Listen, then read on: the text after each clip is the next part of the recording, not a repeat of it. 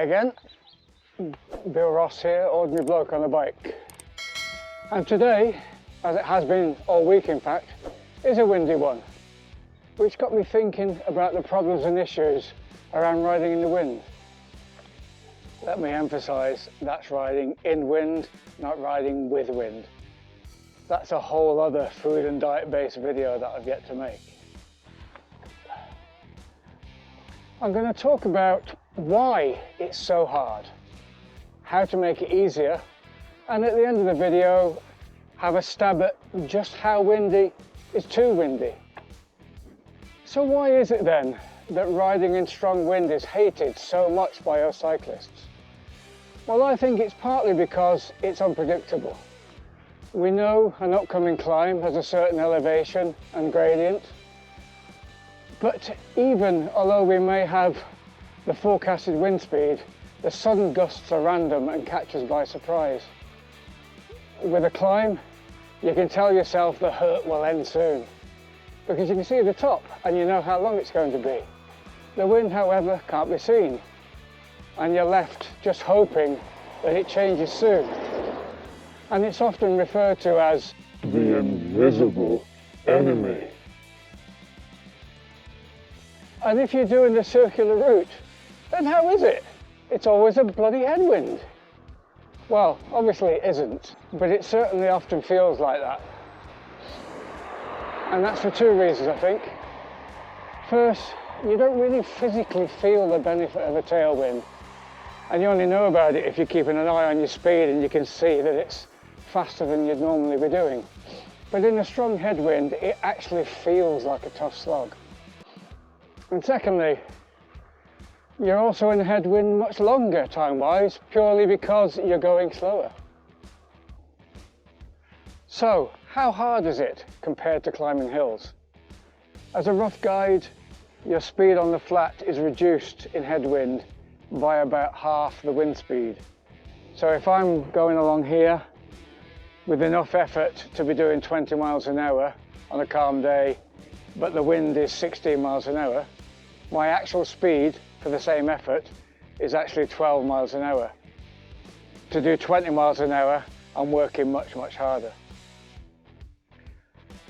I actually came across a website I noticed a rider in our club was using called Mywindsock, who actually make a great go at showing the effect visually of wind on a ride.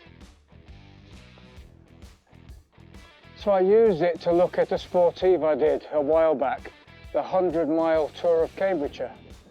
The course profile showed it to be very flat, so I thought it would be the easiest 100-mile event I would ever do. Boy, was I wrong.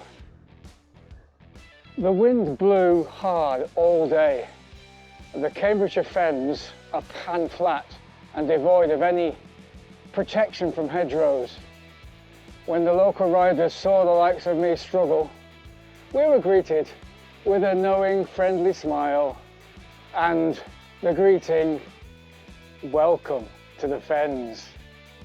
The graph at the bottom shows the very flat profile in grey, but the dark shaded area is the profile when converting the wind effect into what they calculate as its equivalent as a hill.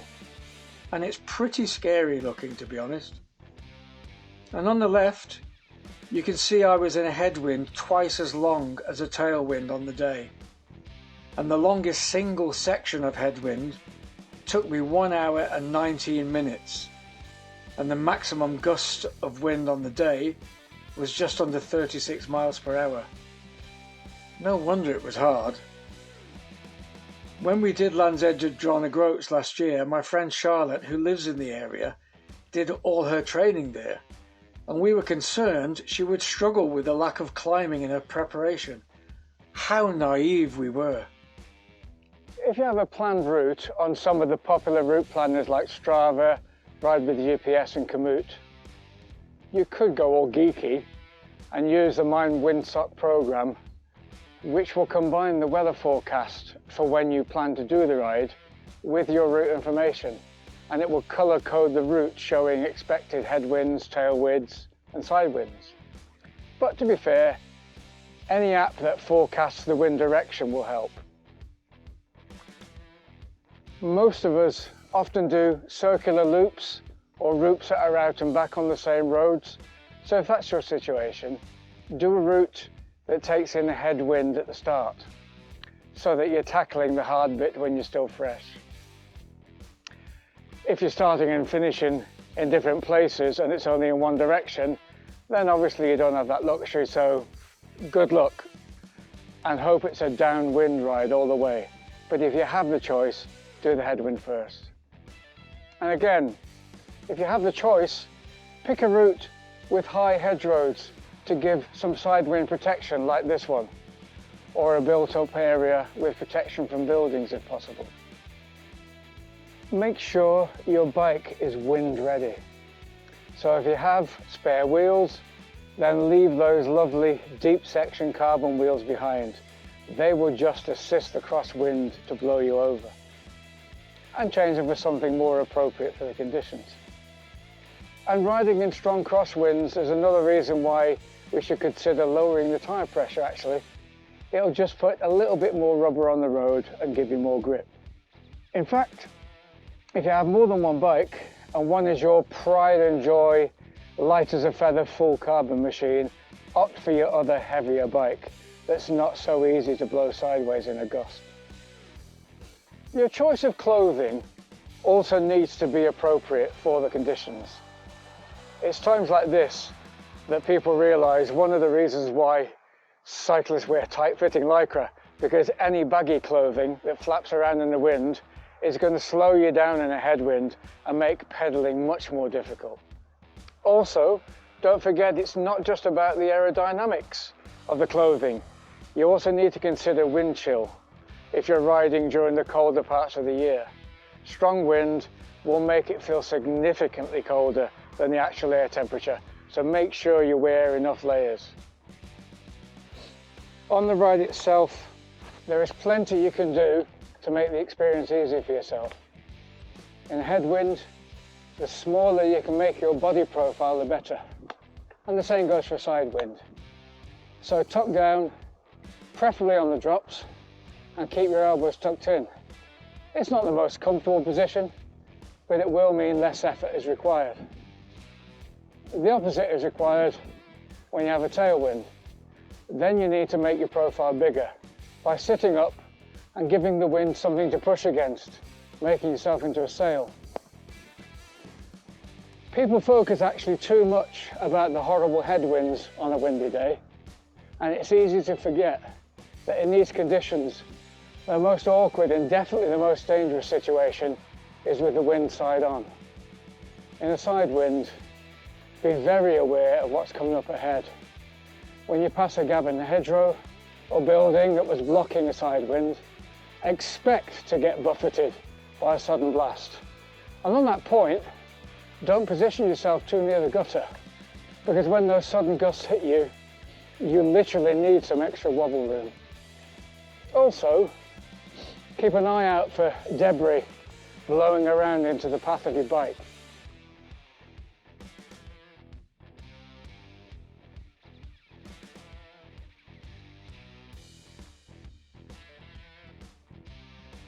It's worth choosing a lower gear than normal too.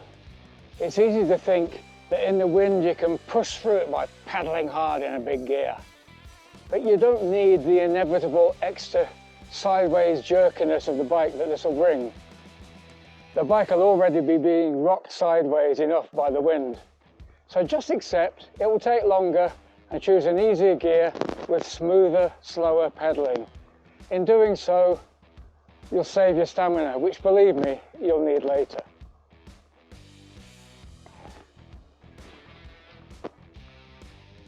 Also, make sure you have a secure grip on the handlebars, as you could easily lose grip of them if not, when the side swipe hits you.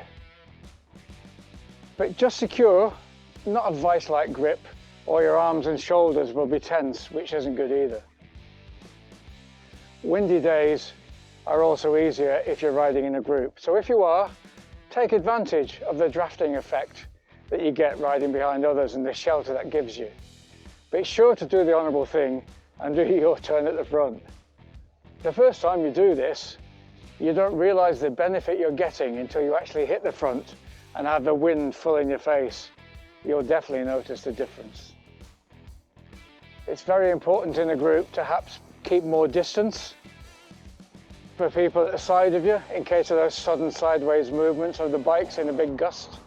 And for the same reasons, definitely do not overlap wheels if you're slightly behind someone. Alrighty. So how windy? It's too windy to ride. Now sometimes it's just plain obvious. This ride of mine was abandoned very early on when a gust almost sent me into a ditch by the side of the road. It made me realise that if I'd been coming in the opposite direction, I was running the risk of being blown into the path of a car. Before I got back on the bike, another sudden gust lifted the wheels off the tarmac, and suddenly I was flying a carbon kite. It was an easy decision to abandon. Those wonderfully nerdy people at Mywindsock helped answer the question, as you can see in these graphs. Combining Strava ride data with their own wind data for the completed rides, they report that at 15.5 miles per hour, 75% of cyclists were still happy to be out and about. It takes 20 mile per hour winds to take this down to half of cyclists, and by the 25 mile per hour mark, fewer than 1 in 4 of us tend to go out. Still meaning, of course, that there are some brave or foolish souls out there still there in stronger winds. So, to answer the question, how windy is too windy? In this version of Ask the Audience, it looks like 20 miles per hour would be the average cyclist limit. So, any stronger than what feels comfortable for you, just stay at home. If you have an indoor trainer, replace the ride with a wind-free indoor ride. And if you don't, then just put the kettle on. If you can't do that because you're training for an event, then look on the bright side. A tough, miserable, knackering slog on the bike is actually fantastic strength training. And if you can't stay in because your planned ride is a commute to work, then, well, leave early. Hopefully, you found some of these tips useful. But just remember, the important thing is to stay safe. If I've missed any useful tips, then please add them in the comments below for everyone to share. And if you'd like to see more cycling-based content, it would be great if you would give the video a thumbs up below and subscribe to the channel.